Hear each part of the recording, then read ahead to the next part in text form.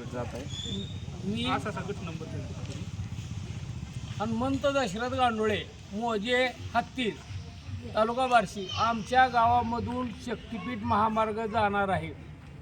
आमच्या बार्शी तालुक्यात वैराग भागामधील हत्तीज आमचं कमी क्षेत्राचं गाव आहे आणि या असल्या कमी क्षेत्राच्या गावातून अगोदरच आमची असणारी 240 एकर जमीन गावाची पुनर्वसनला गेलेली आहे आणि त्यातून आता 80-88 एकर जमीन आमची शक्तिपीठ महामार्गात जात आहे. तरी आमचं या बार्शी तालुक्यात कमी क्षेत्राचं गाव म्हणून हत्तीज होणार आहे. एवढ्याकरता आमच्या गावातून शक्तिपीठ महामार्ग जाऊ नये, कारण शक्तिपीठ महामार्गाची काही गरज नसतानाही आमच्यावर लादलेला अन्याय आहे.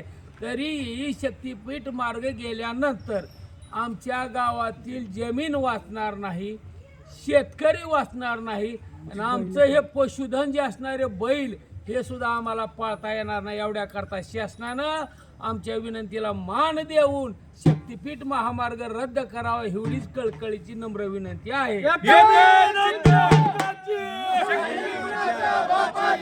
जमीन आमच्या हक्काची,